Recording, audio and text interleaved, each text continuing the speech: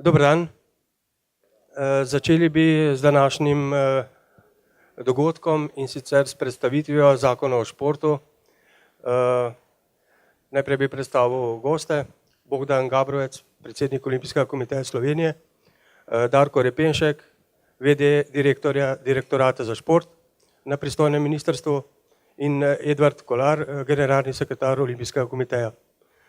Začeli bi z gospodom Kolarjem, da predstavi najprej na kratko nacionalni program, ki je bil sprejet lani in je podlaga za Zakon o športu.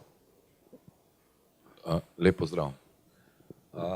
Jaz zdaj samega nacionalnega programa, tako kot je povedal Jože, ne bom predstavljal, zato ker je v bistvu že to dokument, ki več kot leto dni že velja. Bi pa povedal logiko, ki smo jo ubrali, ko smo začeli z postopkom priprave vse te nacionalne strategije oziroma vseh teh nacionalnih aktov, ki urejajo delovanje področja športa v Republiki Sloveniji. Zdaj, mi smo, preden smo začeli s postopkom, smo v bistvu opredelili ravni posameznih dokumentov in njihovo vsebinsko pomembnost in smo seveda začeli z strateškimi opredelitvami, ki so najširše in nekako poskušajo dajati tisti ton vsem ostalim dokumentom, ki omogočajo neke ukrepe in pa neke projekte, ki omogočajo razvoj in rast slovenskega športa. Zato smo prvo pripravili nacionalni program športa, ki opredeljuje zgolj poslanstvo športa oziroma tega dokumenta. Potem smo seveda navedli nekatere analitične podatke, ki so izhajali iz ene zelo obširne analize, ki je bila delana, za katero smo pregledovali področje izvajanja nacionalnega programa športa med leti 2000 in 2010. Na podlagi teh zaznav smo postavili cilje in pa vizijo nadaljnjega desetletnega razvoja in pa ukrepe oziroma strategije na 7 področjih, ki nekako celostno obravnavajo organiziranost in dejavnost športa v Sloveniji. Ta dokument je seveda šel skozi vse javne obravnave, bil je večkrat predstavljen. Dokument se je predstavljal, mislim, da več kot 6 mesecev v slovenski javnosti na različnih forumih in v različnih kvorumih. Nato je seveda šel skozi celo prvo vladno in kasneje tudi parlamentarno proceduro. Zanimivost tega dokumenta je, da je bil z konsenzom oziroma soglasjem sprejet tako na ravni civilne športne sfere, se spravi na skupščini Olimpijskega komiteja Slovenije, Združenja športnih zvez, kakor tudi v državnem zboru, ker je bil sprejet z vsemi glasovi prisotnih poslancev. Nadalje smo se lotili takoj izvedbenega dokumenta, in sicer izvedbenega načrta, v katerem so pa opredeljeni nekateri principi financiranja športa v Republiki Sloveniji v bodoče in pa seveda za vse ukrepe oziroma strategije, ki so bile napisane v nacionalnem programu, tudi njihove izvedbene dejavnosti v obliki projektov ali kot samostojnih aktivnosti, ki bi se naj v desetletnem obdobju izvajale, in pa seveda vsi nosilci teh aktivnosti in pa nek splošen prerez financiranja športa, kako bi naj izgledalo v naslednjem desetletnem obdobju, kdo naj bi bili tisti sofinancerji, ki bi podpirali izvajanje posameznih ukrepov, projektov in pa seveda s tem ukrepov in s tem tudi uveljavljanje ciljev. Zdaj, ko smo imeli na strateški in izvedbeni ravni zadevo potrjeno, namreč izvedbeni načrt je bil potrjen na Vladi Republike Slovenije lani avgusta, smo se pa začeli lotevati takrat še na ministrstvu dokumentov, ki omogočajo operacionalizacijo vsega tega, kar je v strateškem izvedbenem dokumentu napisano, in sicer najvišji akt, ki omogoča izvajanje obeh aktov, je seveda Zakon o športu, kar je tudi tema današnjega kluba. Z druge strani pa so akti, ki omogočajo operacionalizacijo, tudi oba pravilnika, in sicer pravilnik za izvajanje letnega programa športa na nacionalni ravni in pa pravilnik o merilih, ki ga uporablja Fundacija za financiranje športnih organizacij v Republiki Sloveniji za razdeljevanje koncesijskih sredstev. Seveda je bilo pa zelo pomembno, da bi tudi večino tega kar je zapisano v nacionalnem programu in pa tudi celotna struktura, ki je enaka v dokumentih na strateški, izvedbeni in pa želja je tudi na tej ravni operacionalizacije prenesli tudi na lokalno raven, ki je večinski financer, javni financer slovenskega športa. Jaz bi toliko uvodoma, pa še temeljna usmeritev, ki je bila. Temeljni cilj nacionalnega programa športa je kakovostno športno udejstvovanje, zato da so tudi vsi ukrepi in kasneje projekti ter izvedbene aktivnosti naravnane tako, da bi se večala in povišala kakovost športnega udejstvovanja vseh v bistvu športno aktivnih v Republiki Sloveniji, ker smo skozi analizo ugotovili, da smo nekatere kvantitativne ali pa količinske parametre v zadnjem desetletju relativno dobro razvili. Mogoče, v kateri fazi je trenutno zakon, da bi to povedal gospod Repenšek, pa mogoče pol nekoliko podrobneje tudi s predstavitvijo. Hvala lepa, lep pozdrav tudi v mojem imenu. Na vprašanje, ki si mi ga Jože postavil, moram povedati, da smo z zakonom začeli 2014. leta, lansko leto, potem, ko je bil sprejet nacionalni program športa, torej aprila, in pa, ko je bil sprejet tudi izvedbeni načrt. Zdaj, ali je prej kura ali jajce prej kot kura, ne, s tem vprašanjem so se najbrž do leta 1918, ko je bil še veljavni in aktualni zakon sprejet, tudi ukvarjali. Mi smo, tako kot je dr. Kolar rekel, vendarle, bom rekel, prepoznali, da je bolj pomembno, da je prej sprejet nacionalni program športa, izvedbeni načrt, dobro kot izvedbeni akt, pa vendarle, da je potem lahko zakon tista kvalitetna podpora za izvajanje samega nacionalnega strateškega dokumenta za šport v tej državi, ki je tudi daljnoročni, večletni in temu primerno seveda zakon nacionalnemu programu sledi. Mi smo doslej, ko je bilo pripravljeno neko delovno gradivo in ko je bila formirana medresorska delovna skupina, ki skozi svojo sestavo tudi kaže, kako pomemben dokument in kako širok dokument je pravzaprav zakon o športu in ki se dotika široke ciljne skupine slovenskih državljanov in državljank. Torej že sama sestava medresorske delovne skupine kaže na to, namreč v tej medresorski delovni skupini so tako predstavniki različnih ministrstv, če jih nekaj naštejem, Ministrstva za notranje zadeve, policije, Ministrstva za delo, družino in socialne zadeve ter enake možnosti, Ministrstva za javno upravo, Ministrstva za finance, mislim, da sem naštel kar vse, seveda ob nas, potem so predstavniki Olimpijskega komiteja kot piramidalno špice slovenskega športa, civilne sfere, športne sfere, potem so predstavniki tudi, tokrat prvič, v medresorsko delovno skupino pritegnjeni tudi predstavniki Sindikata športnikov Slovenije oziroma, bom bolj precizen, Sindikata profesionalnih igralcev nogometa v Republiki Sloveniji. Potem so predstavniki vseh skupin, bolj ali manj, ki se jih res ta zakon dotika, namreč naš namen in cilj je bil, da se poskuša zakon, kar se da, že prej medresorsko uskladiti, preden gre v javno obravnavo. Doslej smo izvedli 9 sej medresorske delovne skupine, ki so bile izjemno plodne, izjemno delovne, vsebinsko popolne, da rečem. Seveda pa smo z Direktorat za šport, pa smo med tem izvedli kar 19 usklajevalnih sestankov z različnimi ciljnimi skupinami, tako že skupinami znotraj samih ministrstv. Recimo, če povem samo primer, v delovni skupini so tudi predstavniki Ministrstva za gospodarstvo, kar je zelo pomembno, namreč tam se dotikamo tako poklicnih kvalifikacij kot izvajanja na terenu, tudi samega izvajanja programov, izvajanja vadbe in tako dalje in tako naprej. Ja, potem smo pa zakon pripeljali na točko, ko je bil deloma že predstavljen na kolegiju ministrice, ker je šlo za kar obsežno materijo, smo temu nameniti, ker 2 kolegija, žal se je med tem dogodilo to, kar vsi vemo, da smo izgubili ministrico in seveda dokler zakon ne dobi zelene luči oziroma delovno gradivo zakona ne dobi zelene luči za obravnavo in za poslati ga v nadaljni postopek, seveda je zadeva zaenkrat tako, kot je. Mi na zakonu še intenzivno delamo. Mi smo imeli sprva dinamiko postavljeno tako, da bi poslali že pred mesecem dni zakon v javno obravnavo, ki bo enomesečna, potem še tistega, kar bi bilo medresorsko za uskladiti, in potem v postopek na vlado in v državni zbor.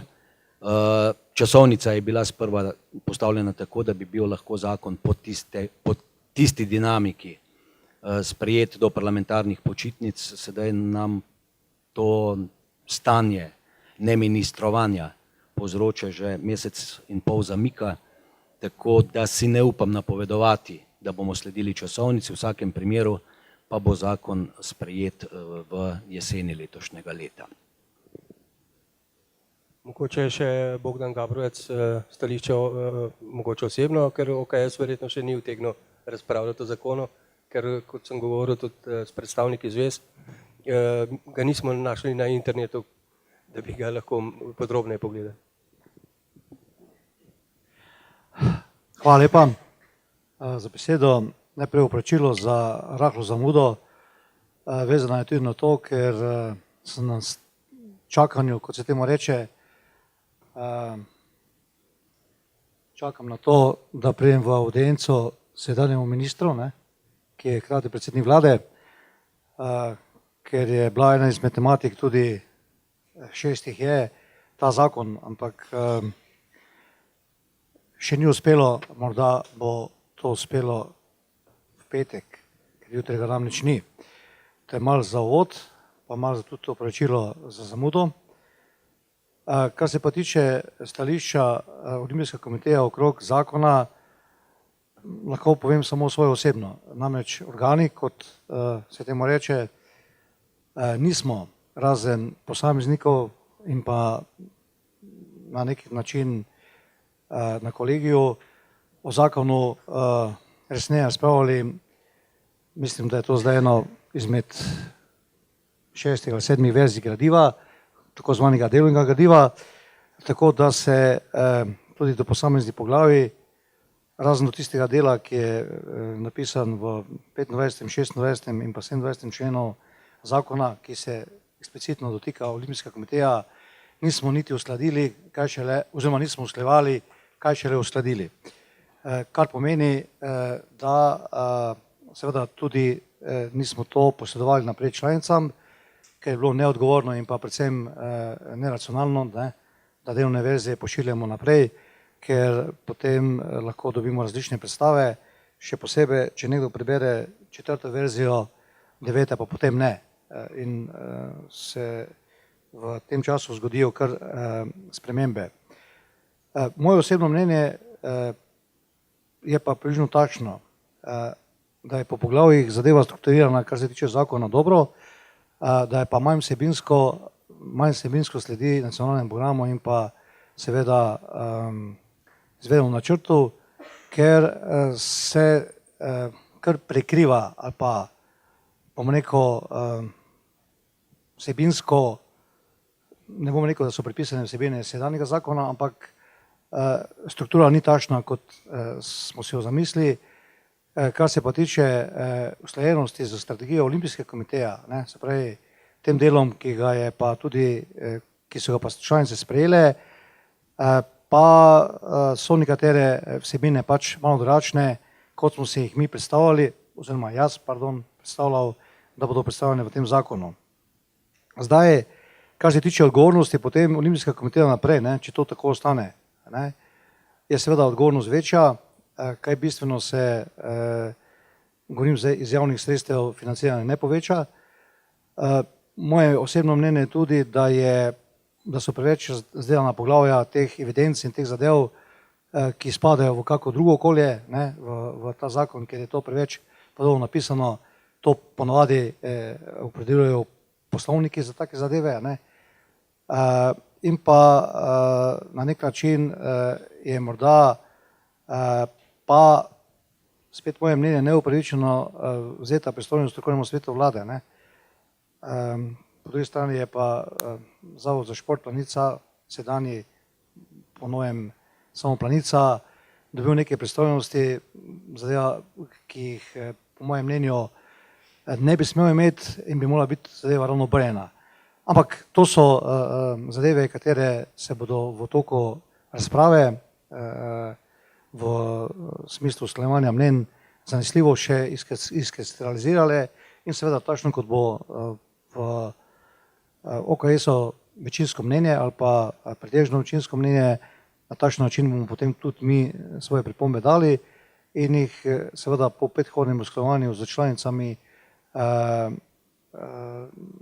pripeljali do tega, da bodo, bom rekel, za vse koristne. Je pa zelo dobra noviteta tega novega zakona ta, da bolj obligatorno določa, bom rekel, tako zvani letni program športa na lokalni ravni. To vemo, da je zdaj bilo napisano samo v enem stavku, oziroma pol stavka, ker je pač bilo napisano, da naj se smiselno upošteva tudi zgodba na nacionalni ravni v lokalnih okoljih, potem se je pa v starem zakonu zadeva okrog lokalnih okoljih nehala. V tem zakonu pa je to dosti bolj, bi rekel, precizno opredeljeno, kar je, bom rekel, tudi zahtevana kot koncev članic Olimpijskega komiteja. Hvala lepa. Mogoče zdaj na predstavitev samega zakona moram povedati, da sedaj veljavni je bil sprejet marca 1998. Kakšne so novosti, kaj so najpomembnejši poudarki? Hvala lepa. Naj vendar lepo komentiram sila korektno izvajanje predsednika Olimpijskega komiteja. Vredno je poudariti, da so predstavniki Olimpijskega komiteja zelo tvorno sodelovali pri pripravi delovnega gradiva zakona, ki vam ga bom sedaj na hitro predstavil. In seveda, da zakon z civilno sfero, z vso javnostjo še ni usklajen, to je popolnoma normalno, saj smo vendarle v fazi delovnega gradiva. Zato Jože odgovor tudi na vprašanje, zakaj zakon še nikjer ni obešen.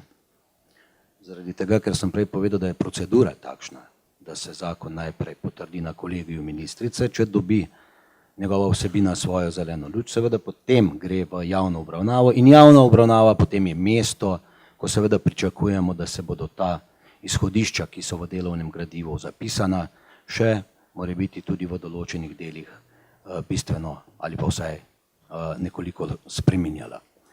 Kot je bilo rečeno strani Jožeta, zakon, ki velja, je bil 98. leta sprejet. O tem sem že prej povedal. Predlagano strukturo bi vam predstavil novega zakona o športu, bistveno več poglavij ima. Morda so bolj pomembne te, da strokovni svet, Zavod za šport in OKS opredeljuje bolj temeljito, ampak o tem kasneje. Morda uvodoma, da je eno od programov športa sedaj na novo umeščen šport starejših.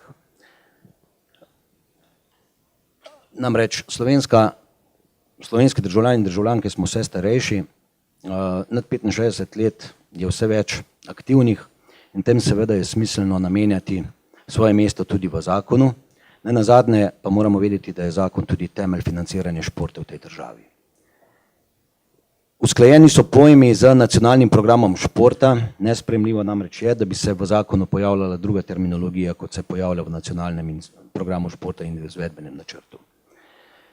Naslednje, kar je vredno poudariti, je, da so tokrat sredstva Fundacije za financiranje športnih organizacij prvič opredeljena kot javna sredstva. Javna sredstva so torej sredstva državnega proračuna, seveda sredstva, ki se namenjajo športu. So sredstva državnega proračuna, sredstva lokalnih skupnosti, tokrat prvič, kot sem dejal, tudi sredstva Fundacije za financiranje športnih organizacij in FIHA in pa sredstva, ki jih uspemo dobiti iz Evropske unije. Pri tem želim pa poudariti, da nikakor ne gre uporabljati izraza evropska sredstva. Mi vsi vemo, da so to naša sredstva, ki so trenutno deponirana v Evropski uniji, ter se potem pod posebnimi pogoji vračajo, bom rekel, nazaj v državo. Samo delovno gradivo novega zakona daje novemu nacionalnemu programu športa vsebinsko in pomensko zakonsko podlago, torej mu daje pravni temelj. Za izvajanje nacionalnega programa športa je po novem seveda eksplicitno in poudarjeno odgovorna vlada Republike Slovenije, ki sprejme izvedbeni načrt, s tem zakonom dobiva izvedbeni načrt, torej tudi pravni temelj. In pa še nekaj, nečesa ne gre pozabiti, mi smo v zakon zapisali, da je pristojno ministrstvo za šport v tej državi, vključno z vsemi izvajalci športa v tej državi, enkrat letno poročati dolžno državnemu zboru. Zakaj morda ta noviteta? Zaradi tega, ker je to potem zakonska obligacija poročanja. Tudi državni zbor nam mora enkrat, govorim nam, slovenskemu športu seveda, mora nameniti enkrat letno mesto in čas, ko je dolžan poslušati o stanju slovenskega športa, gre za poročanje o izvajanju nacionalnega programa in zaradi tega smo sedaj to vnesli kot obligacijo oziroma kot zakonsko normo. Na tak način si bo šport vsaj enkrat letno zagotovil eno širšo razpravo tudi v hramu slovenske demokracije. Prej je letni program športa sprejemala vlada Republike Slovenije, šlo je v bistvu samo za postopkovno dejstvo. Menimo, da to ni potrebno, da je povsem dovolj, če letni program športa sprejme minister, tako ali tako, pa vemo, kdo vse so soglasodajalci pri sprejemanju takega pomembnega dokumenta oziroma kdo vse da mnenje, kar je potem v zakonu tudi eksplicitno navedeno. Govorim seveda o strokovnem svetu za šport vlade Republike Slovenije in pa o Olimpijskem komiteju. Ravno tako, kot je tudi predsednik Olimpijskega komiteja dejal, namenja zakon bolj pozorno in bolj precizno namenja, bom rekel, prostor letnemu programu športa na lokalni ravni. Tudi tu je podobno kot za sprejemanje letnega programa športa na državni, nacionalni ravni enak postopek, to da seveda na lokalnem nivoju glede soglasodajalcev in pa sprejemanja samega letnega programa športa. Ko je bilo rečeno, da so nekatera področja v zakonu morda nekoliko preveč precizno opredeljena, seveda to ni naša muha ali pa naša domena, temveč je šel zakon tak, kot ga sedaj predstavljam, že skozi sito in rešeto pravne službe, ki seveda menim, da kdaj tudi upravičeno pokaže ali nakaže na to, da je treba kaj bolj precizno opredeliti. Javni zavod za šport Republike Slovenije ima v tem zakonu bistveno več prostora, tako kot tudi evidence, o katerih je govoril gospod Gabrovec, in seveda takšna široka opredelitev ima svoj namen. Zakon daje pravni temelj. Zakon v marsičem povozi tudi nekatere druge zakone, ki so starejši in predstavlja v določenih vsebinah specialni predpis. Kar seveda pomeni, da smo s tem zakonom povozili vsaj 3 zakone. Zakon tudi med drugim o stvarnem premoženju države in lokalnih skupnosti, na to bom kasneje opozoril, za kar pa seveda smo morali dobiti zeleno luč in pa z argumenti prepričati tiste, ki so nosilci tega zakona, ne zakona o športu, temveč zakona o stvarnem premoženju države in lokalnih skupnosti. Enako velja za zakon o zavodih oziroma za ustanavljanje javnega zavoda za šport. Zakon o Nordijskem centru Planica je dal sicer ustanovitveni temelj samemu delovanju javnega zavoda za šport, vendarle pa gre za enega izmed pomembnih izvajalcev športa v tej državi, tudi ne nazadnje, zaradi tega daje ta zakon, zakon o športu, pravni temelj za ustanovitev javnega zavoda za šport Republike Slovenije, ki pa ne nosi več ali ne bo nosil več imena Planica, namreč ocenili smo, da je sam naziv, ki je dodan k aktualnemu, torej zakonu, ki deluje in živi, Planica preveč usmerja vso njegovo dejavnost v Planico, kar pa seveda ni res. Namreč ta zakon in tudi sicer se ve, da javni zavod za šport Republike Slovenije izvaja 4 svoje temeljne dejavnosti. Prva dejavnost je vsekakor trenutno še gradnja Nordijskega centra Planica, potem pa mu daje tudi tako kot skupaj z zakonom o Nordijskem centru Planica tudi pravni temelj za upravljanje z edinim objektom v državi, ki je v državni lasti. In zaradi tega, ker gre za ustanovitveni akt tega zavoda, seveda zakon o športu mora, skladno z zakonom o društvu in zakonom o zavodih, mora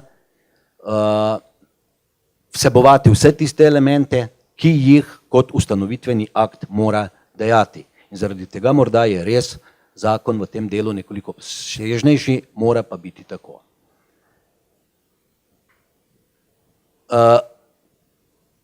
Samemu Olimpijskemu komiteju zakon daje reprezentativnost krovne športne organizacije. Menim, da je prvič tako to jasno tudi zapisano, ter določa njegove pristojnosti, ter pa daje temelj za financiranje njegovega izvajanja določenih tudi javnih nalog.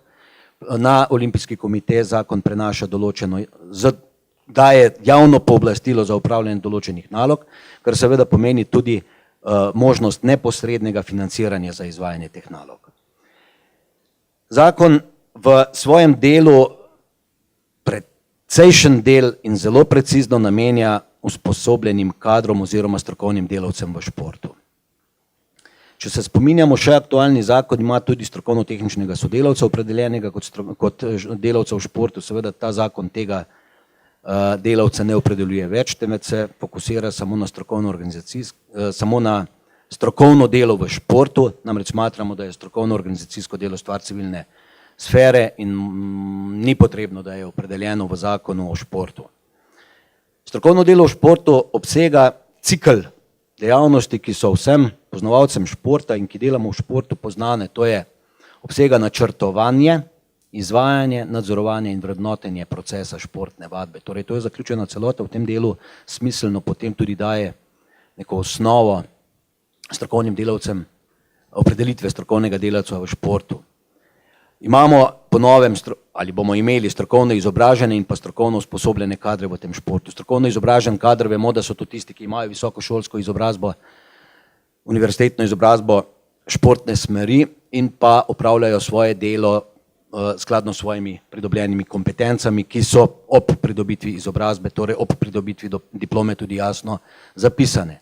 Na drugi strani imamo pa strokovne delavce, ki so, ne da rečem priučeni, temveč so strokovno usposobljeni po posebnem postopku, ki je tudi predpisan v tem zakonu. Namreč vsi veste, da imamo sedaj velike probleme z verificiranjem ali potrjevanjem programov usposabljanja. Ta zadeva je sedaj postavljena povsem na novo. In sicer programe usposabljanja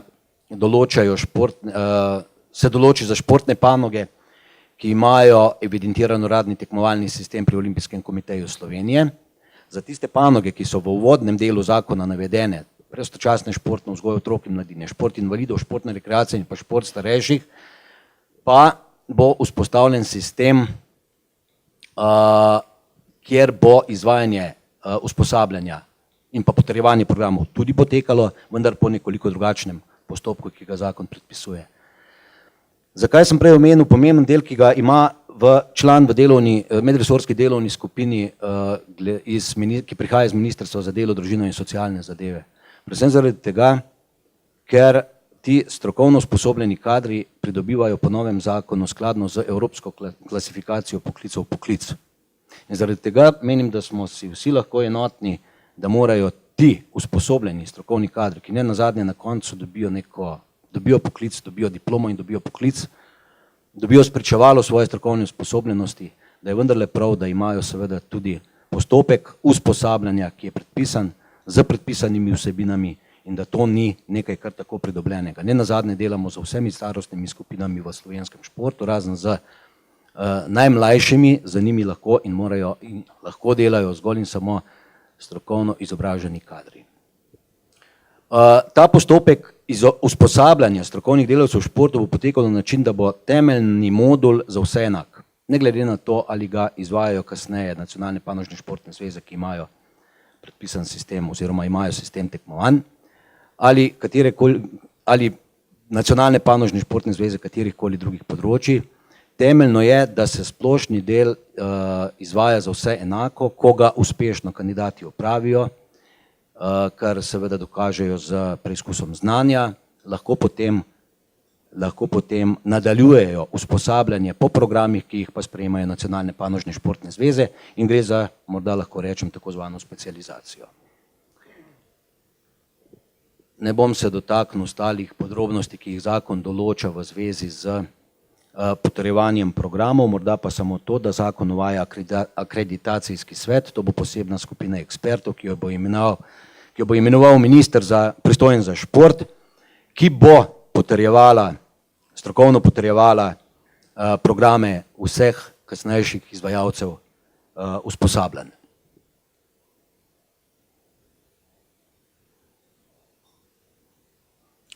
No, morda še to, da je za strokovno delo z otroki obvezna uporaba slovenskega jezika, to je spravljeno sedaj na normativno raven. Verjetno vam je vsem znano, zakaj. Zakon določa tudi prepoved zaračunavanja nadomestila za prestop športnika mlajšega od 15 let ali športnika do 26. leta starosti, ki zaradi šolanja prestopi v drug klub. Namreč v preteklosti so se dogajale velike težave ali pa celo, bom rekel, državljansko sporna, ustavno sporne zahteve pri prehajanju mladih športnikov iz kluba v klub. Nemalo kdaj se je dogodilo, da je želel 13-letnik prestopiti v drug klub zaradi morda prešolanja, zaradi odhoda na šolanje drugam, bodisi zaradi tega, ker je pač presegel kvalitetno raven svojih predispozicije v tem klubu, klub mu ni mogel nuditi vseh tistih pogojev, ki bi jih sam pričakoval, želel je preiti v drug klub, pa so potem klubom postavljali sila čudne tudi seveda finančne zahteve. Menimo, da pri mladoletnikih to seveda nikakor ni sprejemljivo. Zakon določa, da je športnik upravičen do preventivnega zdravstvenih pregledov. Vsi poznamo še aktualni 43. člen zakona o športu, ki ni bil nikoli realiziran. V dogovoru z Ministrstvom za zdravje, ki je tudi sodelovalo pri pripravi zakona, smo sedaj uspeli vendarle dogovoriti sistem zagotavljanja tega preventivnega zdravstvenega varstva in smo prepričani, da bo sedaj tudi ali da bo v bodoče ta element ali ta podpora športu tudi zaživel, sila pomemben del. In pa glede na kar številne težave, ki so se v preteklosti dogajale pri izobraževanju športnikov, smo tudi v tem zakonu ta dualizem in pa študijske obveznosti, prilagajanje študijskih obveznosti nekoliko temeljiteje opredelili ter s tem dali tudi zakonsko podlago v tem zakonu za prilagojen način izobraževanja perspektivnih kvalitetnih športnikov. V zakonu je tudi navedeno, da morajo reprezentance in reprezentantje, ki nastopajo za državo, za državno reprezentanco, nositi na uradnih tekmovanjih, govorim seveda o tistih športnikih in športih, ki se sofinancirajo iz javnih sredstev, da morajo, to so pa vsi, da morajo nositi športna oblačila v prepoznavnih barvah. Sledili bomo najbrž da barvam, ki jih je predpisal Olimpijski komite za olimpijske reprezentance. Slovenija vendarle naj bo na tem nivoju prepoznavna po svojih barvah. Poznamo sosednje države, ki imajo to sila jasno prepoznavno v celem svetu, v Sloveniji pa smo se ves ta čas ukvarjali s tem, kakšne barve naj bi imele reprezentance. Vemo, da so ene v takšnih, druge v drugačnih barvah. No, v zadnjem času se je sicer stanje bistveno popravilo, pa vendarle je tudi pobuda slovenske, bom še rekel, Spirita in pa vladne službe pristojne za to področje, da se to v zakonu bolj decidivno navede. Pomembno je morda tudi to, tu smo prisluhnili sindikatu športnikov, da zakon uvaja prvič poglavje oblike dela v športu, in sicer določamo pravice in obveznosti, ki jih naj urejajo in ki se naj urejajo s kolektivno pogodbo, pa seveda vsa tista delovnopravna razmerja, ki naj bi veljala v smislu zaščite športnikov. V tem sklopu pa daje zakonsko podlago za zaposlovanje vrhunskih športnikov in trenerjev v državni upravi. Namreč doslej veste, da se je to zaposlovanje vrhunskih športnikov urejalo na pravno spornih ali pa bom rekel slabo zastavljenih pravnih temeljih. Namreč sam sporazum med nekaterimi ministrstvi in Olimpijskim komitejem je za nekatera pristojna ministrstva, predvsem govorimo o ministrstvu za javno upravo, šibek temelj. Sedaj pa smo s tem zakonom vendarle to bolj decidivno zapisali in dali pravni temelj za poslovanje vrhunskih športnikov in trenerjev v državni upravi. Morda se dotaknemo še na novo definiranih športnih objektov in površin za prosti čas, ter pa tisto, kar sem že prej omenil, kar smo uskladili z Ministrstvom za javno upravo, ki je nosilec zakona o stvarnem premoženju države in lokalnih skupnosti. Sledili smo pobudam lokalnih skupnosti in pa predvsem izvajalcem športa, to je društvom, da bodo lahko v bodoče oziroma z uveljavitvijo zakona tudi te upravljale, torej društva upravljala z športnimi objekti. Česar doslej niso mogli oziroma vsaj ne brezplačno, saj vemo, da so lokalne skupnosti tiste, ki so v večinskem delu lastnice športne infrastrukture v tej državi. Rešili smo zakonom tudi vprašanje točenja alkohol, ampak ne tisto, kar rešuje zakon o prepovedi točenja alkoholnih pijač zopa, temveč samo ta del, ki se nanaša na športne prireditve, ki se je v preteklem obdobju, bližnjem preteklem obdobju zelo veliko tudi omenjal, to je točenje alkoholnih pijač na športnih prireditvah. Mi smo sledili eni uveljavitvi, ki je bila sprejeta s konsenzom vseh deležnikov, torej vseh ministrstv, ki so in pristojnih inšpektoratov, ki so kakorkoli že bili upleteni v postopek preprečevanja, da uporabim ta izraz, ali pa nadziranja točenja alkoholnih pijač na športnih prireditvah. Mi smo že leta 2008, mislim, da dosegli neko definicijo, ki je bila dovolj dobro prepoznavna tako policiji kot vsem inšpekcijskim službam ter seveda tudi organizatorjem športnih prireditev, tako da smo, kot imate zapisano, to isto dikcijo prenesli v zakon. Seveda pa se mi same prepovedi točenja alkoholnih pijač sicer ne da se distanciramo daleč od tega, kakorkoli že, čisto uradno lahko rečem, da seveda šport in alkohol ne gresta skupaj, kakorkoli že nekateri to drugače interpretirajo, ampak na tem mestu se v to vsebino ne bi spuščal. Uvaja pa seveda ta zakon tudi družbeno odgovornost v športu, tudi tukaj sledimo nacionalnemu programu športa, za šport je nesprejemljiv doping, prirejanje športnih izidov, tako zvani match fixing, preprečevanje nasilja v športu in pa na športnih prireditvah seveda tudi ne gre v štrit športom. Seveda zakon v tem delu to tudi namenja, ter tudi kasneje v kazenskih določbah. Ko se je danes omenjal že informacijski sistem, da res je, da je v zakonu to poglavje dovolj ali precej obširno, zgolj zaradi enega razloga, zaradi preprečevanja zlorab morebitnih skladno z zakonom o varovanju osebnih podatkov. Mi smo tu tesno sodelovali z pooblaščenko in seveda zgolj na njenih osnovah smo morali določene dele razširiti ter opredeliti stvari na način, kot je sedaj to opredeljeno. Zakon v končnem delu tudi daje več zob inšpektoratu pristojnemu za nadzor športa, torej Inšpektoratu Republike Slovenije za šolstvo in šport, ter tudi določa prvič globe in sankcije v primeru, da se seveda zakonske določbe kršijo oziroma se ne izvajajo. Tako da bo imel tudi inšpektorat sedaj ali po novem več možnosti učinkovitejšega preprečevanja vsega tistega, kar seveda zakonske določbe in pa sam šport naj ne bi dopuščal.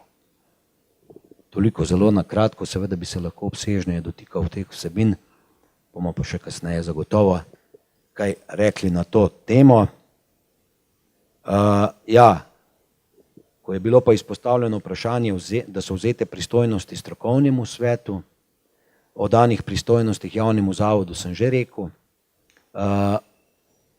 Naj povem vendarle, da smo pozvali v delovni skupini za posamezne segmente, da so si izhodišča zakonskega besedila pisani sami tisti, na katere se zakonska poglavja ali pa poglavja v zakonu nanašajo.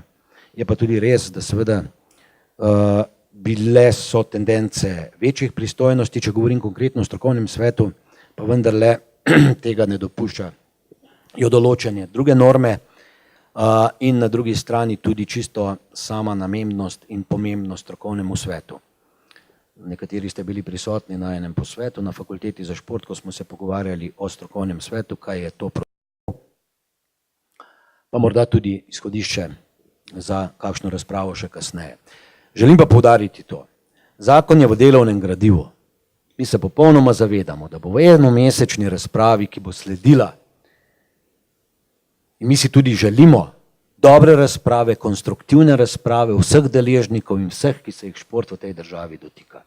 Mi seveda pričakujemo tvorno sodelovanje in seveda bomo sledili vsem dobrim pobudam, naj nekateri ne menijo ali naj se ne misli, da je seveda to besedilo, ki je sedaj spisano, končno in da je to absolutno stališče, ki bo obveljalo ali za katerim stoji ministrstvo. Daleč od tega, že samo dejstvo, da je toliko njih vključenih v pisanje zakona, je in je bilo, seveda pove, da imamo res interes napraviti zakon tak, ki bo urejal vsebine športa z namenom in na način, kot je to dovolj.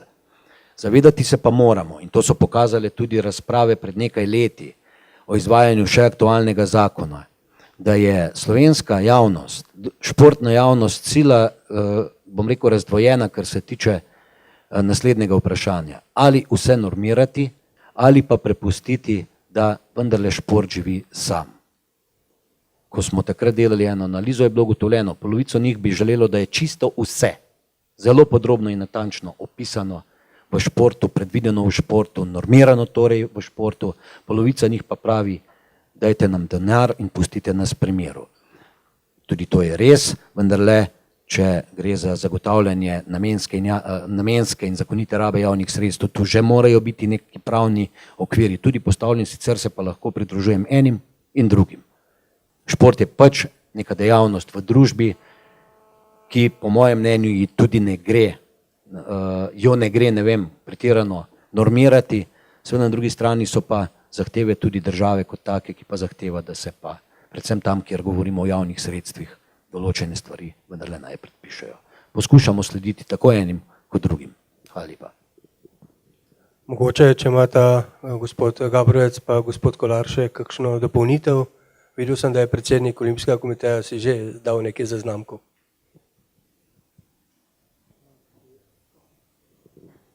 Ja, dobro opazuješ.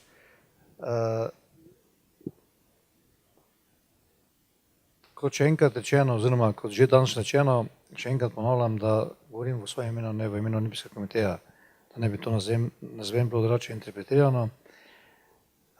Zanesljivo pa bom jaz predlagal, da se doping v športu, kateremu je namenjeno en pol stavek, ni napisan niti čez celo A4 stran, da drugačen pomen, ampak ne v kontekstu dopinga, ampak v kontekstu tega, da se Olimpijski komitej izdvoji iz tega tako zvanega lastništva. Koliko vam je poznana zgodovina, smo antidoping zgodbo peljali, na nek način bili delno prisiljeni, delno pa smo to želeli zadeve tako urediti, da sledimo svetovni antidopinški organizaciji WADA.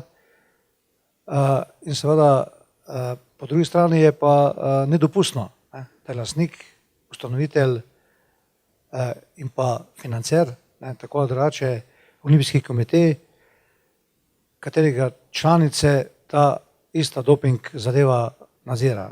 To meni vsaj ni blizu in če se bo le dalo, ne glede na to tako znano restrikcijo, pa ZUJF, pa ne vem kaj še vse, imamo v tej naši državi, da spravimo po vzoru nekaterih drugih držav, ali pa večine drugih držav, ta doping v državno sfero, se pravi, da je to javni zavod, ki se seveda potem pa res neodvisno ukvarja z dopingom in deluje po principu seveda te tako zvane avtonomnosti z zelo malo povezavo ali pa nikakršno povezavo z Olimpijskim komitejem.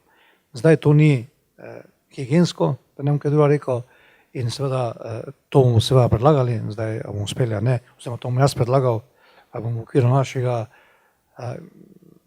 sestava to uspel, ne vem. Pa verjetno še kako zadevo glede na tako zvani e-šport, kjer se nekatere zadeve prepletajo ali pa so neustrezno vodene v zgodbi Zavod Olimpijski komitej. Tu treba zadeve razmiti, razčistiti in ugotoviti, kdo s kom in kje, ker je to ena dvojnost, namreč hardverska in ostala oprema je na ministrstvu, če se ne motim, so upravljavci ali pa sodeležniki na tem, smo v Olimpijskem komiteju in pa v zavodu, podatke zbiramo od zvez, tam imamo zelo malo vpliva na eno enotno evidenco, oziroma spostavitev enotnega sistema in tako naprej. Ta zadeva seveda mora biti zato malo bolj precizno opredeljena, ker namreč je že sedaj in v prihodnosti pa verjamem tudi registriranost prava, pravična, ne podtorjena, tista, ki prinaša seveda finančna sredstva. Vi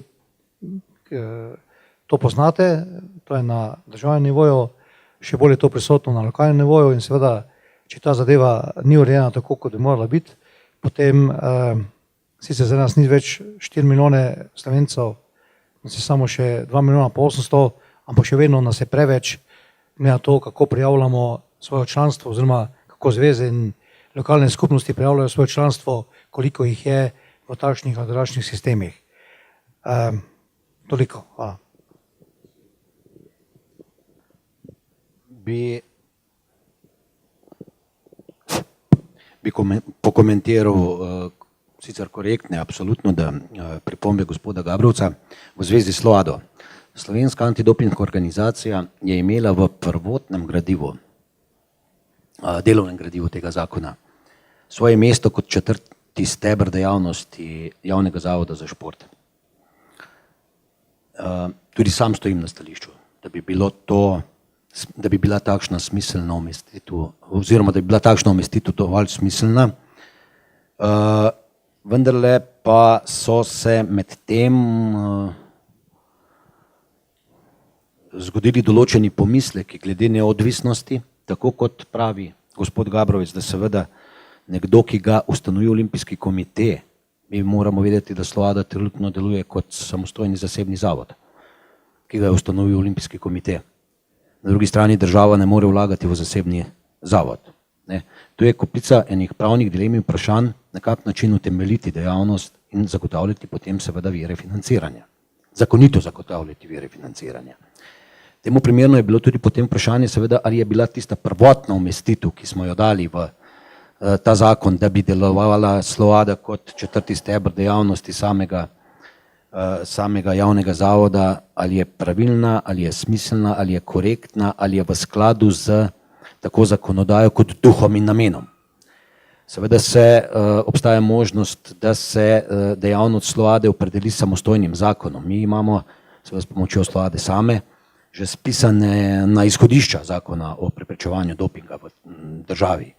Torej, tu so odprta še številna vprašanja. Jaz sem prepričan, da se bodo tekom javne razprave te dileme razblinile oziroma da bomo poskušali najti eno optimalno rešitev, kako pravzaprav SLOADI dati svoje mesto in svoj namen, ki nenazadnje izhaja tudi iz antidopinškega izvadjenega kodeksa. Kar se tiče e-športa, pa moramo vedeti, da je, to že res, kompletna infrastruktura, bom rekel, je res inštalirana na ministrstvu zaradi tega, ker je bila to edina možnost. Takrat, ko se je nova zgradba ministrstva pač z vso informacijsko podporo zgradila, da pa je bilo potem teh prehajanj med delitvijo pristojnosti ali pa nalog Olimpijski komitej in javni zavod, ki je izvajalec tega področja za šport v Republiki Sloveniji tudi, vsaj tisto, kar je iz ravni države, seveda je bila pa prepletena in bo tudi v tem smislu potrebno in zagotovo nujno najti neko optimalno rešitev, predvsem za zagotavljanje dobre informacijske podpore slovenskemu športu, ki je pa nujna. Mogoče še gospod Kolar, kakšna dopolnitev?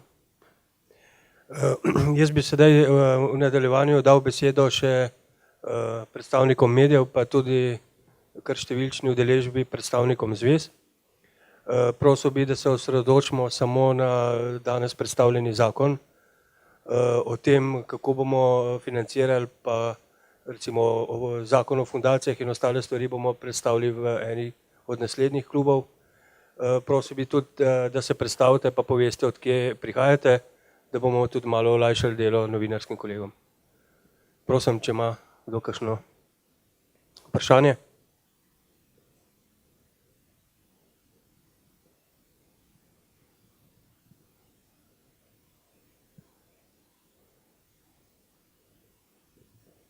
Dobar dan, Mateja Lončar, Inšpektorat za šolstvo in šport. Jaz imam 3 vprašanja, in sicer prvo vprašanje je, kaj je s trenutno veljavnimi po tem trenutnem zakonu veljavnimi licencami, ali bojo to še obstajale ali ne. Zdaj rekli ste, da za mlajše starostne kategorije bojo lahko nastopali, bojo lahko vadbo vodili samo, se pravi, strokovno izobražen kader. Zdaj, če se ne motim, popravite me prosim, ampak nacionalni program pravi, da se bo iz javnih sredstev lahko financiral samo kader, ki ima strokovno izobrazbo športne smeri. In tretja stvar, ki me zanima, zdaj na inšpektoratu se malo ukvarjamo s tem članstvom oziroma govorite o registriranih tekmovalcih. To, kar mene zanima, je, ali je možno, da bi se kje opredelilo, ali morajo biti ti registrirani tekmovalci tudi člani društev. Zdaj, ali se govori samo o registriranih tekmovalcih, ali se to govori o tekmovalcih, ki bi morali biti lahko, ki nastopajo za barve društev. Hvala lepa. Kolegica, sicer me malo čudi, da ste postavili vprašanje na tem mestu, kjer prav gotovo, da ni mesto za postavljanje takšnih vprašanj, kot ste ga postavili. Namreč Inšpektorat za šport je tvorno vključen v medresorsko delovno skupino za pripravo zakona. Vprašanje, ki ste ga naslovili na nas 3 v tem trenutku, ste naslovila tudi na strokovni svet, ki vam je dal odgovore. Menim, da ni mesto za razčiščevanje takih vprašanj tukaj pred eminentnimi kolegi, novinarji in novinarkami. Pa vendarle, glede licenciranja,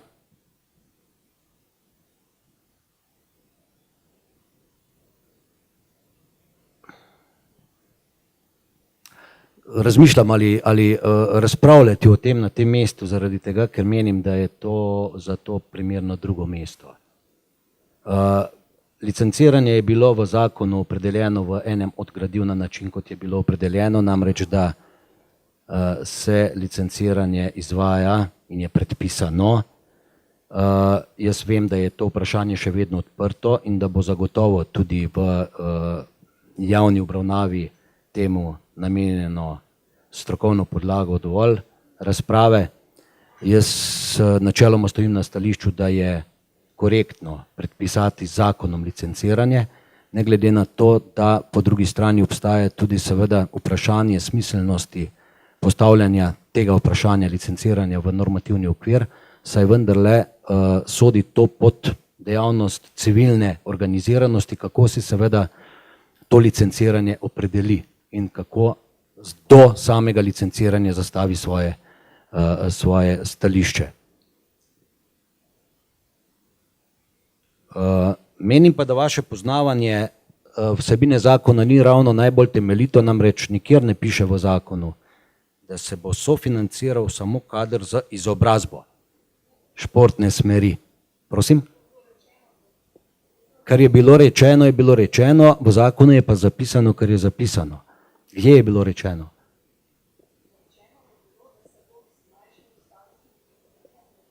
Točno tako, z mlajšimi starostnimi kategorijami bodo lahko delali in se bo lahko sofinanciralo samo strokovno izobražene kadre. To pa je res. Izobražene kadre, kar pomeni športni pedagogi oziroma profesori športne vzgoje. Vseh 3 oziroma 4 inštitucij, ki v slovenskem prostoru izobražujejo to vrstne kadre. Ne govorimo samo o fakulteti za šport, imamo v državi tudi še 3 druge inštitucije.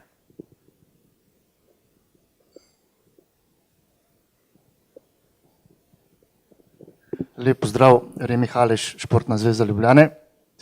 Najprej bi rad povedal, da mislim, da ni organizacije športne v Sloveniji tako na nacionalnem kot lokalnem nivoju, ki ne bi podpirala sprejem novega zakona, glede na to, da je že vrsto let, odkar je zadnji bil sprejet. še posebej v kontekstu pozitivnih stvari, ki jih bo ta zakon prinesel v praksi. Danes bi se prav osredotočil na 3 te stvari, ki so bile danes predstavljene.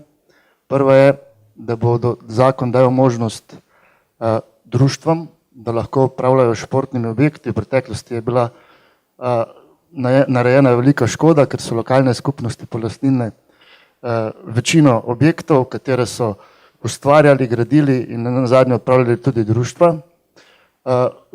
Večini primerov do danes, kjer smo se srečevali, da bi društva imela interes upravljanja športnimi objekti, je bilo pač vedno rečeno, da ni zakonske podlage. Ta zakon bo to zakonsko podlago dal lokalnim skupnostim, čeprav sem prepričan, da bodo tudi v nadaljevanju, bom rekel, težave v tej smeri, ampak zakon to možnost dopušča. Druga stvar, ki bi jo izpostavil, je definicija športnega objekta. Kaj je športni objekt? Mislim, da bo tu prišlo do veliko lažjega obratovanja športnih objektov in razjasnjevanja določenih situacij, tako z vidika izvajalca športnih prireditev, ne nazadnje tudi z vidika inšpekcijskih služb, ki v veliko primerih so imele tudi same probleme pri inšpekcijskem postopku oziroma določitvi meje športnega objekta. Bi pa izpostavil tretjo stvar, ki pa mislim, da bo v prihodnosti še vedno povzročala težave, kljub temu, da je v zakonu navedena, to so prestopi mladih športnikov. Ne bom se spuščal do prestopov mladih športnikov do 15 let, to mislim, da je pozitivno.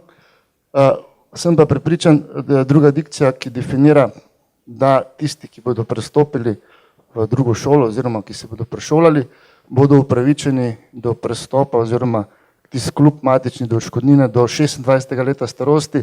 Mislim, da bo v tem primeru v večini primerih prišlo do izkoriščanja te zakonske dikcije in bo se samo prihajalo do fiktivnih prestopov oziroma prešolanj v druge izobraževalne organizacije.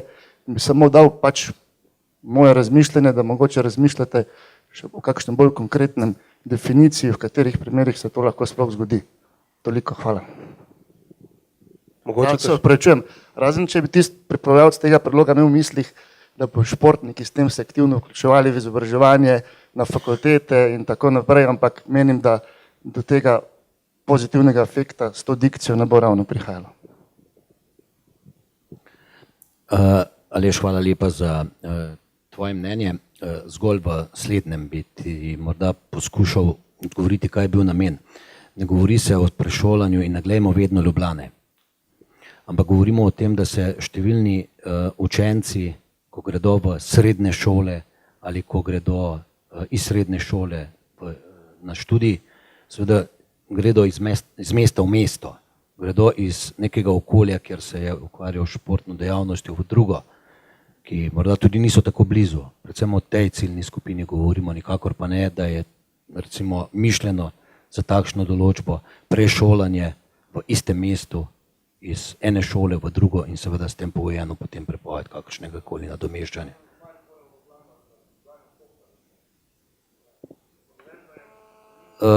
Tudi jaz bom z veseljem prisluhnil seveda vsem vašim dilemam.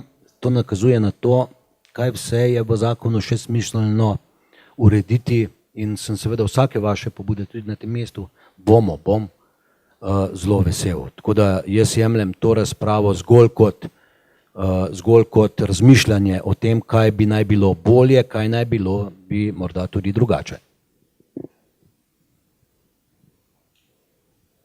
Lep pozdrav. Funkcionira, zato ker ne slišim. Hvala lepa. Jaz bi se najprej navezal, pa bom pa šel na bolj splošno razpravo na Aleša. Mislim, da je zelo pomembno, da bi zaščitili športno proizvodnjo in da jo ne bi izrabljali potem drugi. Od nič pa do čisto do vrha, ampak seveda tu je zdaj vprašanje opredelitve profesionalnega športa zlasti v kolektivnih športnih panogah predvsem. Saj se ve. Tukaj je to proizvodno, društev treba absolutno zaščititi in zagotoviti, da bo tisti, ki je kdaj kaj vložil, dobil kaj nazaj. Kako se to kodificira, je druga stvar. Zato prehajam tudi na splošno, ker mislim, da je sploh problematično šport kodificirati tako, kot ga mi poskušamo. Zato, ker je civilna športna sfera avtonomna in lahko tudi sama seveda zase interno kodificira nekatere stvari, kako bo med seboj poslovala in kako se bo vertikalno in horizontalno organizirala. Zakon o športu iz leta 1998, sprejet je bil točno, ko smo bili v Naganu na zimskih olimpijskih igrah, je povzročil veliko pomot in zmot in škode slovenskemu športu, zlasti v tem smislu, kot ga je omenil Aleš, in tukaj na tem področju je vrnitev skoraj nemogoča k temu, da bi civilna športna sfera imela še kakšen poseben vpliv, ker je bila preprosto nacionalizirana. Postopek denacionalizacije je skoraj nemogoč, če pomislite samo na to, da so sredstva fundacije, so že lahko javna, ampak vendarle so bila definirana kot sredstva civilne športne sfere, ki jih je odstopila država njej. Ko za vsak objekt v slovenski, ki je bil sofinanciran z te strani, je ta denar dejansko pristal v občinski lasti, ne v lasti civilne športne sfere, ki je pri tem sodelovala. To se pravi, da nima na najbolj ključnem področju nacionalnega bogatstva, ki ga potrebuje šport, šport nima nobenega vpliva in je popolnoma onemogočen. Po 16 letih seveda so se stvari tako globoko spremenile zaradi tega, da tudi med nami, če ne živijo od športa, športnih delavcev skoraj ni več. Mislim, da je tukaj navzoč samo gospod Gabrovec, predsednik Olimpijskega komiteja. On zelo dobro pozna, kaj se dogaja na terenu in to je ena od posledic te nacionalizacije, da ljudje v športu nimajo več kaj delati, da ne govorimo o tem, da družbenega priznanja, kot smo včasih rekli, za to skoraj ni več. Če se vrnem k temu, zakon da ali zakon ne. Ja, zakon, ampak zakon o podpori športu. Ne samo zakon, ki kodificira. Druga možnost seveda je kodeks po vzoru Francije. Samo ta zavezuje državo za drugačno materialno intervencijo in hkrati pušča, kot pa naš zakon, in hkrati seveda pušča dovolj in veliko manevrskega prostora civilni športni sferi. Oni imajo kodeks o športu, ki zelo jasno definira tudi, kdaj se mora šport organizirati kot gospodarska družba. To je eno od hudih odprtih vprašanj, ker drugače je problem našega sindikata, v bistvu nogometnih profesionalcev, povsod odprt, tam je zgodba, kdo je njihov pravi partner. Saj to ni država, to so tisti, ki so ustanavljajo te klube, ki bi morali biti dejansko gospodarske družbe, pa niso, in tukaj se zelo zlorablja zakonodaja in zato je seveda zelo umestno to, kar je upozoril prej Aleš, zaščita te produkcije, v kateri je ogromno prostovoljnega dela. In mislim, da je zelo problematična definicija, da bomo imeli za najmlajše lahko samo kader, ki bo tako rekoč fakultetno izobražen. Tega društva ne zmore, a kdo bo plačal te kadre? Mi vemo, kako to zgleda v večini športnih organizacij. Za cici bančke in one druge dobimo kakšnega, ki mu damo morda 3, 4, 5 evrov na uro za to, da pride, pa je usposobljen. Seveda je trener, voditelj in tako dalje. Ampak nekdo, ki je izobražen na ravni fakultete za 4-5 evrov ne bo prišel delati. Oni so pa ponavadi pripadniki tega društva in delajo v bistvu na pol amatersko, ravno toliko, da se ne delajo velike škode. Tako živi praksa. Ne živi tako visoko na oblakih. Na enem Norveškem to preprosto ne gre. Nas je skoraj, smo prišli tako daleč do absurda, da če bi jaz, recimo, če ne bi imel na ključno izobrazbe trenerske, ne bi smel svojega otroka učiti skakati ali pa vnuka. Cel norveški šport bazira na tem, da starši delajo v društvih in takole trenirajo otroke, dokler seveda ne stopijo v res organizirano sfero. To je velik napredek, mi smo pa že tle spet kodificirali in si zapiramo sami vrata v trde stvari in tako naprej. Inšpekcijo mora imeti olimpijski komite, kvečemu, ne pa država za svoje interne zadeve in svojo lastno avtonomijo. Skratka, da ponovim, jaz sem seveda proti zakonu o športu tak, kot je. To bi moral biti zakon o podpori športu. Seveda drugačen zakon ne more nastati, kot je nastal in kot bo nastal, dokler je šport na državni ravni umeščen v tako institucijo, kot je Ministrstvo za šolstvo, znanost in šport. Šport ne potrebuje ministrstva. Šport na državni ravni je dovolj, če bi imel urad za šport, kot ga je imel v Avstriji, pa je bil hkrati, bi rekel, neke vrste minister za šport tudi predsednik vlade, ki je imel enega državnega sekretarja za to, pa morda eno podporo 5-6 ljudi, stanoval je v isti stavbi kot nameščen, recimo, lociran, kot zvezna športna organizacija, kjer je bil še zraven zelo pomemben zavod, ki pa mora biti državen, to je pa zavod za športne objekte, ki bedi nad tem, da so najmanj spoštovani standardi in normativi, ki jih mi žal nimamo in ni športnega objekta, celo tistega, ki ga je država delala, recimo krasno telovadnico imamo v Planici, ki nima niti standardov običajne telovadnice s košarkarskim igriščem. Se spomnite? Kam bomo pa prišli, če država sama ne spoštuje enih osnovnih normativov? Civilna športna sfera pa na to ni imela vpliva. No, da ne bom dolg. Jaz mislim, da se mora sama športna sfera seveda postaviti na svoje noge in razmisliti o sebi. Dejstvo je, da po 16 letih z lučjo iščemo tiste, ki so pripravljeni v športu še amatersko delati. Šport brez prostovoljcev in polprostovoljcev je predrag za vsako državo in za vsako občino.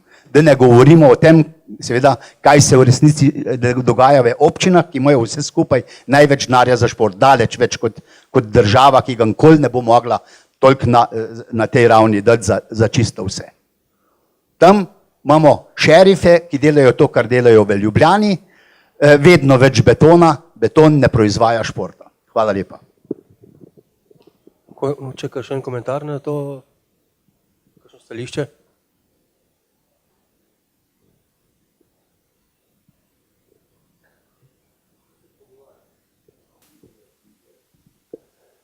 Mogoče še kdo, kakšno, tukaj imamo tudi predstavnike tako kolektivnih športov. Hvala. Mladen Čičmir, Nogometna zveza. Eno vprašanje imam, ali pa mogoče kakšen predlog, v zvezi z členi, ki v predlogu urejajo delovna razmerja športnikov. Kakor je gospod Repenšek omenil, je v delovno skupino bil povabljen sindikat nogometašev. Meni je tukaj žal, da niso povabili tudi nasprotne strani, se pravi delodajalcev, če rečem.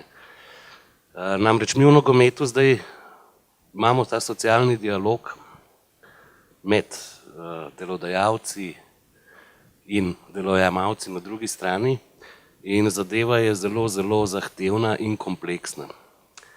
In tukaj je pri tem 45. in 46. členu zakon pravi, da se za delovna razmerja športnikov in strokovnih delavcev veljajo predpisi, ki urejajo delovna razmerja, če ta ali drug poseben zakon ne določa drugače. In kolektivna pogodba dejavnosti ali poklicna kolektivna pogodba na področju športa. Delovnopravna zakonodaja vemo, da je zelo precej toga in da po našem mnenju ni ravno primerna za urejanje delovnopravnih razmerij v športu. In mogoče bi se tudi, ne vem, pogrešam še kaj več, da bi bilo tukaj v tem zakonu, pa morda, če je čas še za kakšne predloge posredovati, smo mi pripravljeni, no, da bomo to naredili. Gre pa zadeva pa to profesionalni šport zelo neposredno in z zelo konkretnimi finančnimi posledicami. Ne, tako da, bi mi poskušali nek predlog vam posredovati, kako bi menimo, da bi bilo morda primerno tudi to tematiko urejati. Hvala.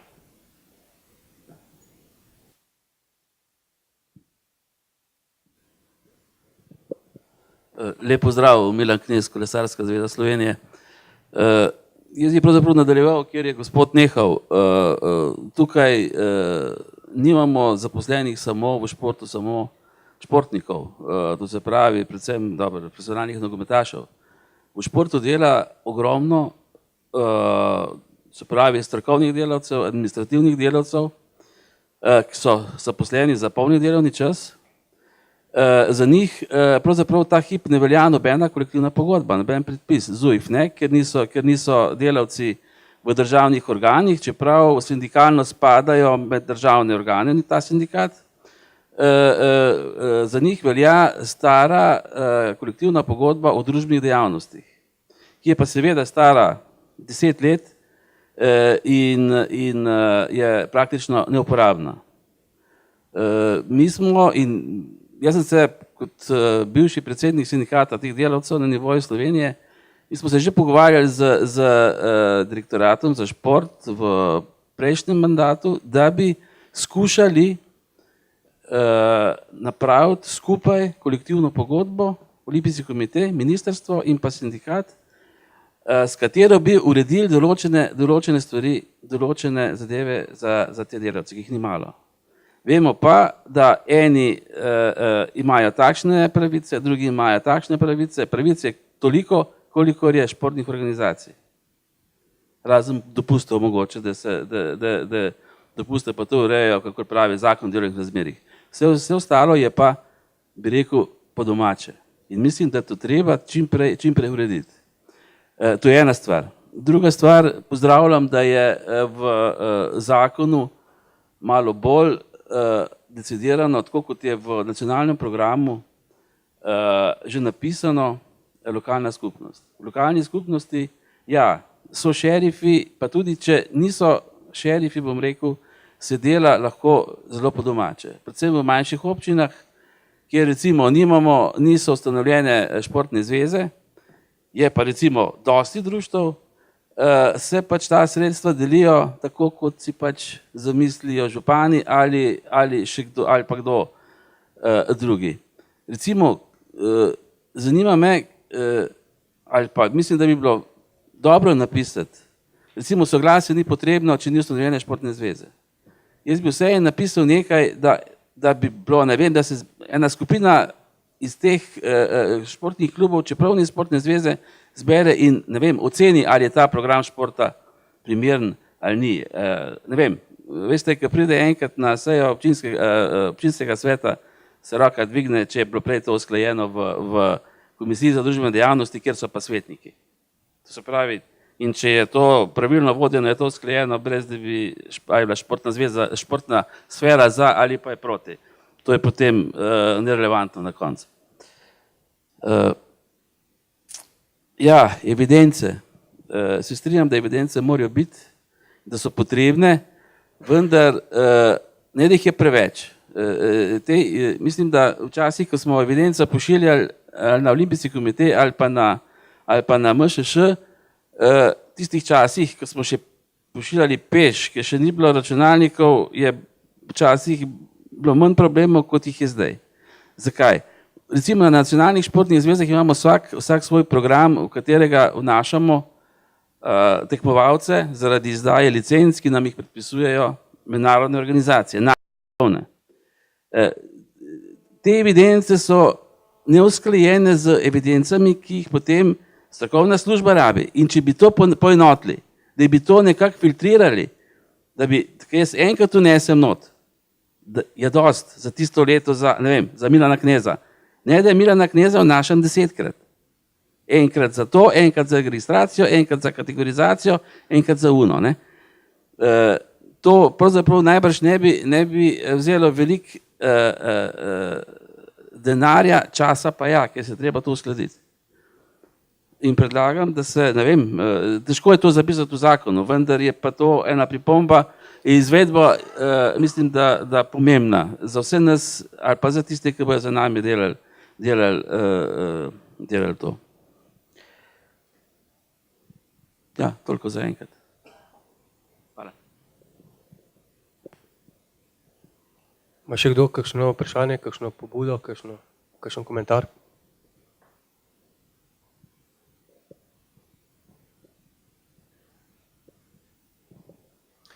Dobar dan, Juro Breza, Savate Zveza Slovenije.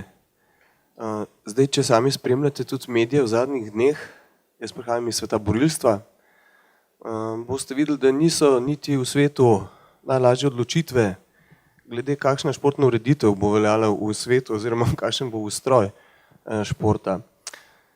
In jaz bi sam osebno pozdravil enega našega predstavnika, ki zastopa tudi borilne športe, gospoda Mariusa Vizarja, ki je pa z eno svojo v bistvu zelo taktično potezo izval svet olimpizma, vse tistega letnega programa in poskušal vzpostaviti neka nova razmerja.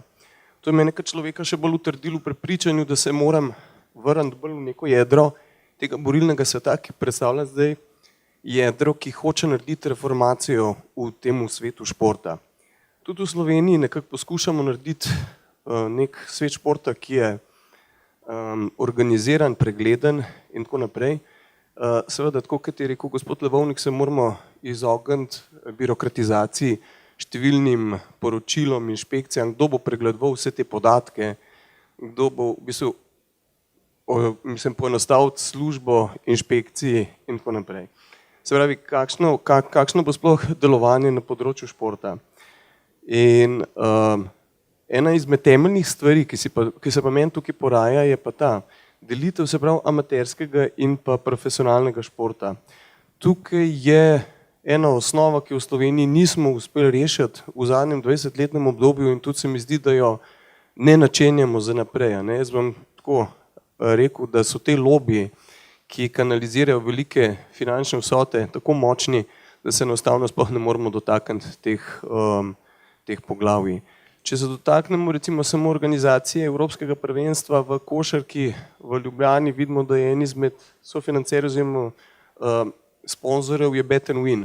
Mi smo se ves čas borili proti tujim ponudnikom iger na srečo, Bet and Win in recimo podobnim. Na drugi strani je en tak recimo sponzor pride v tako močno središče. Zdaj, kako sploh resno imati reforme, kako jih postaviti, s kakšnimi ljudmi postaviti neko zdravo jedro.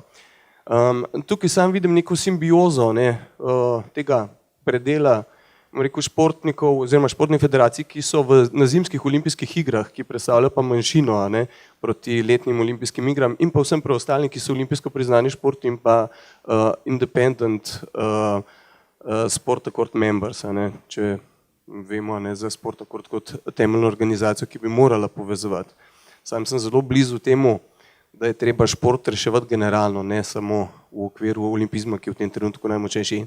Današnja, recimo, če boste verjeli ali pa ne, recimo gospod Riči Biti je danes komentiral, gospodu Vizarju je komentiral njegov, tako je označil izpad, kot Mednarodni olimpijski komitej je premočna mašina, da bi lahko od njega sploh lahko zahteval kakršnokoli reformiranje.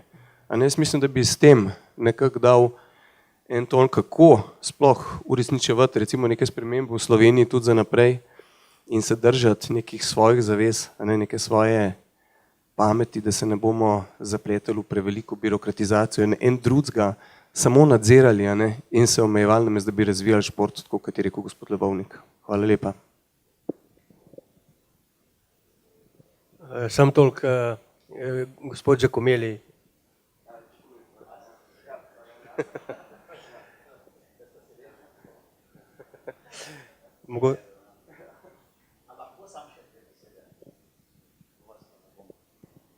Ne bi rad ostal nerazumljen, da sem proti izobraževanju in usposabljanju. Rad bi opozoril samo to in mislim, da je tudi moj kolega Knez že na to opozoril. V večini mednarodnih športnih federacij, ki imajo kakšno težo, je pravzaprav neke vrste licenciranje že uvedeno. Nasploh je pa v evropskem prostoru licenciranje vedno bila in ostala domena nacionalnih panožnih športnih zvez. To je zelo logično. Kje in kako se organizira izobraževanje je druga zadeva. Dejstvo pa je, da slovenski šport ostaja brez strokovnih mehanizmov. Ne vem, če je prava zgodba Zavod za šport Slovenije spet nekaj nad civilno sfero. Mi imamo vse nekaj nad. Mi imamo največjo nadstavbo v športu oziroma za šport, pa ena najmanjših evropskih držav smo z 2 milijonoma. Take nadstavbe nima nihče. Dajmo se uzreti. Imamo Olimpijski komitej, Zvezo športnih zvez kot avtonomno organizacijo, nad njo je pa še kup zadev, čist nazadnje še fakulteta za šport, pa strokovni svet, pa fundacija, pa karkoli se že pa kaj novega se zmislimo, pa Zavod 1, pa Zavod 2, pa Zavod 3. Na kar seveda v praksi pa srečuješ take odgovore, to se navezujem na prosti, ki se poznava, pa se tikava, drugače to ni lepo na javnem shodu. Se kar tika, če se to ne ve, zato moram na to opozoriti.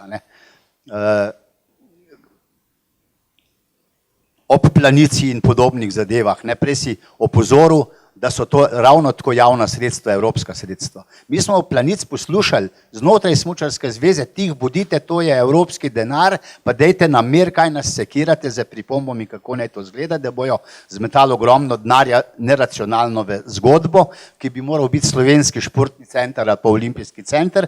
Imamo nordijski športni center, kar že pomeni, da ni za celoletno uporabo, ne glede na plastike, in tako dalje, to se da razpravljati, to sem jaz že vse napisal, zato se ne bom ponavljal. Pri taki kombinaciji, ko imamo že olimpijski športni center, ki ima eno mečkano defektno telovadnico, pa nekaj spalnih bivališč, ki se je včasih imenoval Dom v Planici oziroma Dom Ilirije v Planici, pred vojno, ker je bil ustanovljen od enega velikega športnega društva predvojnega, kakršnega danes več tudi slučajno nimamo, ne po kapaciteti in ozadju, je treba ta kompleks povezati v en sistem. In ne vem, zakaj ni Olimpijski komitej, Zveza športnih zvez tisti, ki lahko to upravlja. Zakaj rabimo vedno novo institucijo za vsako vlaganje v tej deželi? In potem se ta institucija ohrani in drvi svojo inercijo birokratsko naprej v nedogled. Šport se pa koplje nenehno v istih problemih. Vse je res, da je šport civilne sfere zelo žilav. Ampak tako žilav, kot zgleda, pa ne. V nacionalnem športnem programu, če bi ga delali danes, recimo Norvežani, če se že malo na te Skandinavce pozivam, bi bil glavni akcent tam, kjer mislim, da bi tudi moral biti. Kaj bomo naredili z otroki, ki so že po vseh statistikah v vrhu debelosti v Evropi? To je ključni fokus, kamor bi moral iti cel organiziran šport civilne sfere. In zato bi moral dobiti glavno podporo. Ker tam se bo začeli in tam se bo tudi nehali. Ne samo z športom za vse, če vse kategorije vržem v en in isti koš, ker obsega konec koncev tudi šport starejših, šport invalidov in tako dalje, če ga jemljemo široko. Vsega ni treba tako grozovito segmentirati. Tu je ključ. Dvakrat se bomo še zasukali, otrok je približno debelo tretjino manj, kot jih je bilo pred 40 leti, debeli so 3-krat več. Kje bomo dobili še talente?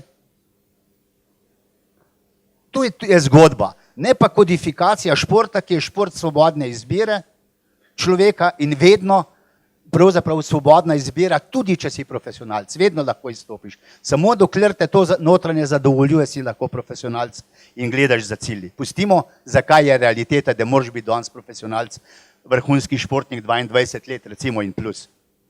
Ampak ne vsak, samo vrhunski.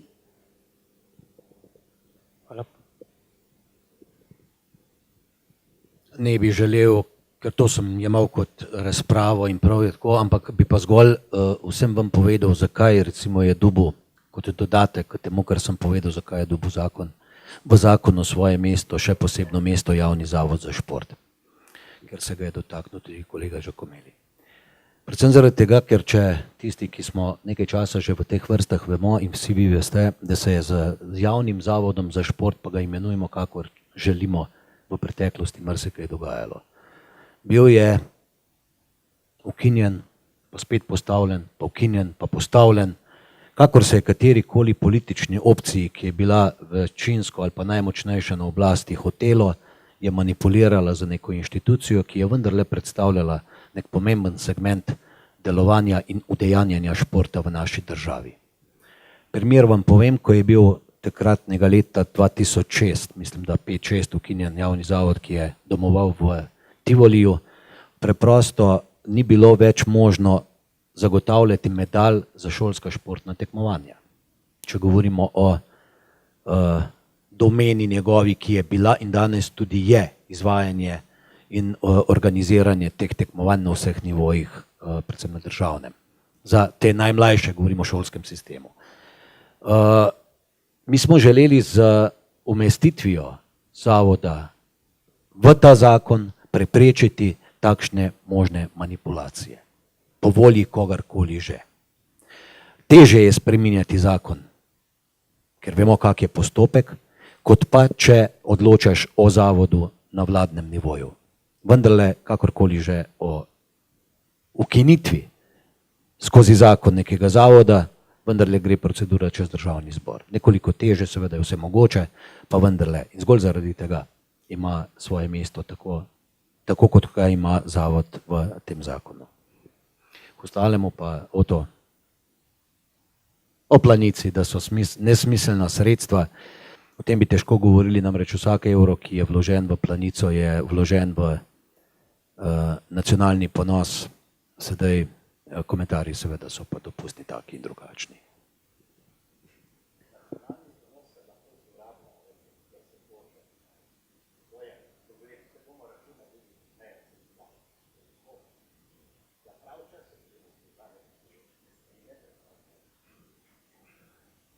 Mogoče bi počasi zaokrožil.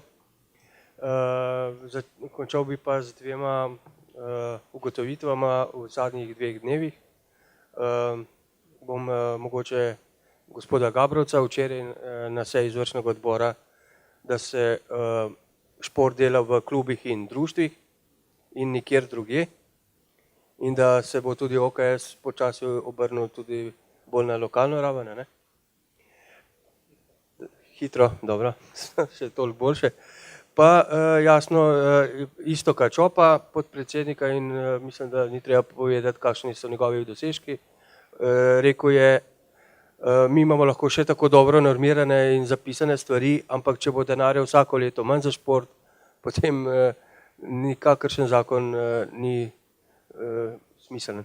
Skratka, o tem, kako se bo polnila fundacija ali pa kakšni drugi viri dodatni, bomo govorili pa na naslednjih klubih. Hvala lepa za prisotnost, pa želim vam prijeten dan.